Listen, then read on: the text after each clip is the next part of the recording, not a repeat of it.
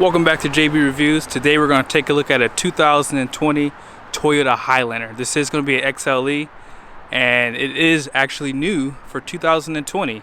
So let's jump into it. Alright, so right now we're driving the Highlander. This thing does feel comfortable. My mom has had every generation of Highlander, so I'm wondering if she's going to upgrade to the new body style. Ever since I was a kid, we had the first generation, and looking at this interior, I mean, this is no way near the Highlander of the early 2000s. I mean, this is night and day different, and that's a good thing. I mean, this interior is very luxurious. I mean, this is an XLE. What I like about this is there's no wood trim. I mean, this is just more like sporty feeling, and I like that. You know, Toyota's not really big on having a sport model car. I mean, they normally don't do anything in terms of like performance, but they do give you different trim packages that make it more geared towards appearance. But overall, nice soft touch on the dash. Now this is going to be an 8-inch screen on your center stack here, and you're also going to have a 7-inch screen in your multi-information display, and both really high resolution screens.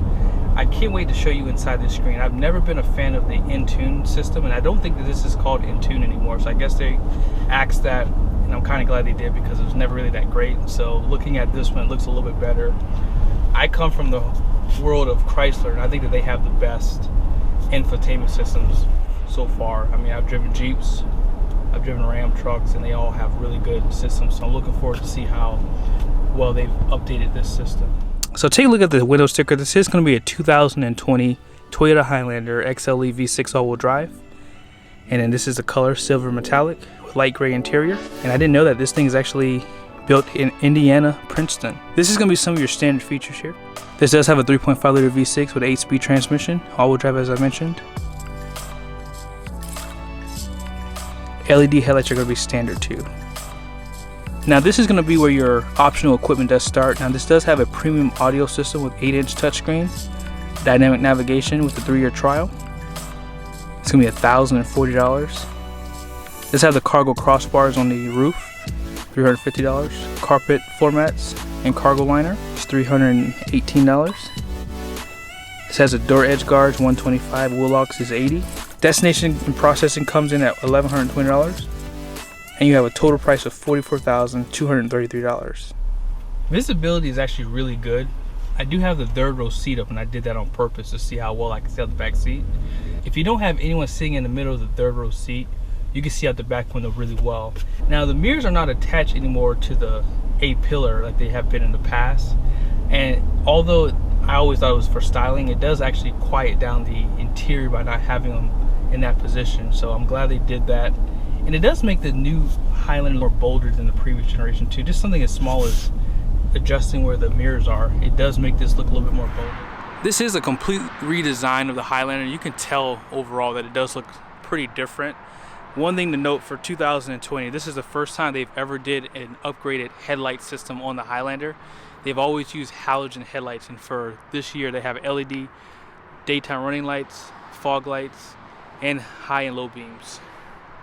But overall, I like the front styling of it too. It's really aggressive. You can see the lines inside the hood too. As I mentioned, you do have the restyled mirrors too, which do make it look more luxurious. And this XLE does have 18-inch wheels, riding on 235 65s. Let me know in the comment section what you think about these wheels. They do give you the turn signals on the mirrors also. And I like how they kind of went to this new styling too, giving this like a black A-pillar. It does look good. Has aluminum styling on the roof rails. But overall, I really do like the way this looks. Out back, you do have LED accent lights in the tail lights, but brake lights, turn signals, and reverse lights are going to all be incandescent bulbs. But take a look at the rear styling of this thing. It looks really nice. Although I'm not a huge fan of plastic cladding, it does work well on this rear bumper. And on the spoiler, you can tell it has like lines in between too, just right here and on the other side too. Looks really stylish.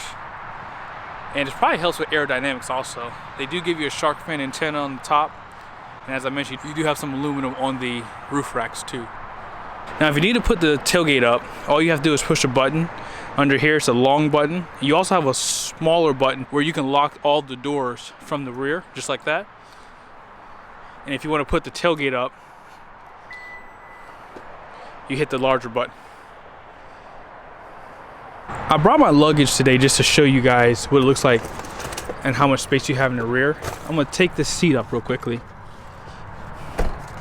Now these headrests do drop when you pull the lever for them, but take a look at how much space you have. I mean, if you were to stand this up, look how much space you still have. You can put 3 of these luggages in here and they'll fit perfectly. And this luggage is pretty big actually too. If you lay it flat, you still have a lot of storage also. So a lot of storage behind the third row seat, and that's big in SUVs like this. This is not a large SUV, so having that amount of space does help. Now in order to drop this seat, all you have to do is just pull the lever on the side, and it will actually drop the headrest for you. And just look how much space you have now. So much space back here. Your third row and your second row are going to be 60-40 benches, so you can have the seats down if you need to carry more cargo. Since we're back here, you do have 4 cup holders in the third row too, and they do give you some storage to put, not much, but they do give you some storage back here below the cargo area too. If you would like to put the tailgate down, you can push the button here, or you can pull down on it just a little bit and it'll put it down for you. Alright, we're currently going around a curve. Overall, the steering feel does feel nice and firm, which is a really good upgrade for Toyota. Now I was doing about, I don't know if you guys saw that, but I went out of the lines just a little bit. I'm gonna cross without, I don't know if it steers the steering wheel. Let me try and see if it does it again. Let's see. Okay, so if you do hit the line, it does actually steer you back into your lane. And so this, as you know, this does have lane keep assist. Doing about 65 miles an hour, I'm at about 1500 RPMs. And as I've mentioned, I mean, this thing has 295 horsepower, 263 pound-feet of torque, which is pretty big numbers for something like this. I mean, these things back in the day had like 230 when they first were introduced. So I mean, that's a big jump for something like this. It's not a sports car, and it almost has 300 horsepower. We're gonna make a quick U-turn. Pretty easy to make a U-turn. I want to show you guys just a little bit of acceleration.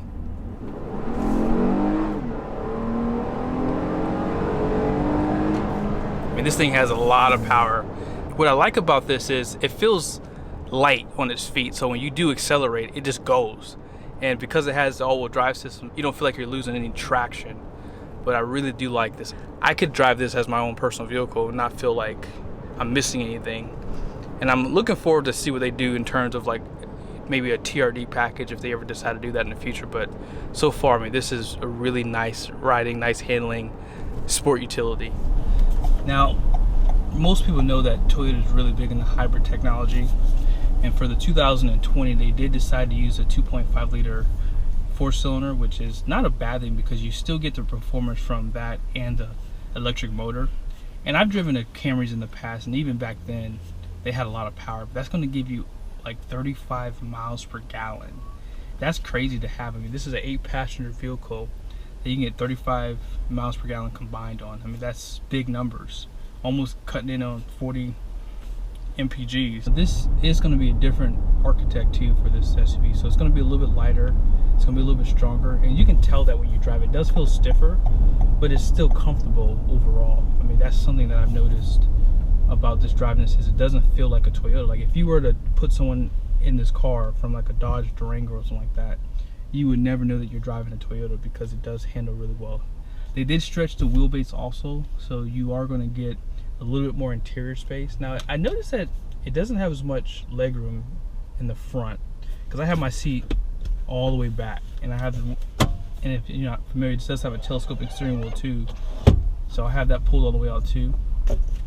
And I just feel like there's just a little bit of space missing up front from the previous generation. Take a look in the front seat. You do have a telescoping steering wheel, and on the side of the door you have some controls for your windows. You are going to have automatic up and down in the rear, and of course in the front. And this is how you would control your mirrors on the outside. I would like to see Toyota do more auto close for the mirrors when you turn off the ignition. That would be nice.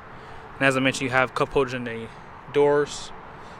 This does have automatic headlights, nice soft touch on the dash. And coming inside, this is going to be your 7-inch display. I do like the fact that it shows you what doors are open, and if you were to put it on the accessory mode, it shows you what seats are being occupied. Now take a look at the infotainment system. It is going to be touchscreen. This is going to be an 8-inch display also, and it shows you your XM radio, phone on this side, and then you do have your navigation on the right side. Menu, you can put a full screen for destination.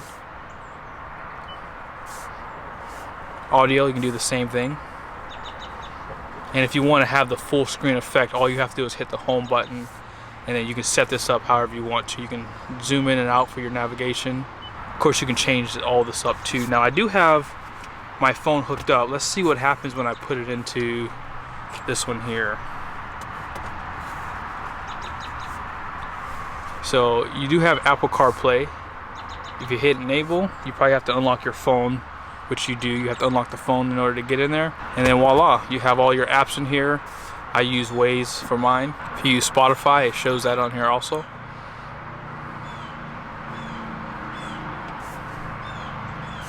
And that's pretty much it. I mean, it's very easy to use too. I really do like this new system. As I mentioned, it's not an in-tune system anymore. So this is really clean. Taking a look just below the screen, you do have your climate controls too. I like the fact that they don't put this inside the screen. It does look really clean, even still with that outside of there. You have heated seats on each side. You would get a cooled seat if you get the Platinum, but this is going to be an XLE. Just below your air vents, you do have storage here. And I like that the fact that you can actually run your cords through here also. And you have 3 different USB connections below. And you have 1 power outlet. I call this the old school power outlet down here. 2 cup holders here. This is going to be for your driving modes. And this is additional driving modes right here. You can turn off the auto start stop.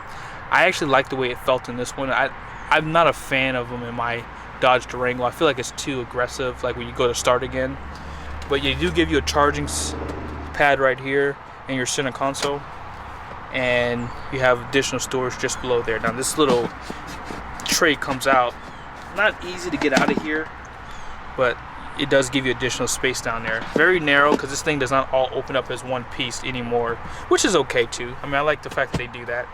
Now if you want, you can turn off the Bluetooth charging station for your phone too. Up top, you do have an auto dimming mirror, and you do have home link just below it. And here's all your controls for your sunroof. I would like to see them put an optional panoramic sunroof in maybe this trim level, but it is not available on the XLE. I'm not sure if it's available on the Limited, but I do know it's not for this trim level. Front passenger side, you do have some storage up top, and of course they give you the glove box.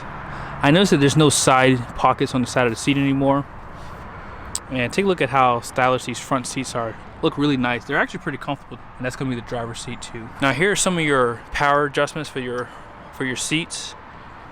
Now it does not go up and down. This piece does not go up and down. It just slides forward and back. And now let's take a look on the back. Out back, you do have these screens that go up. If you have little kids, it's to help keep the sun out of their eyes.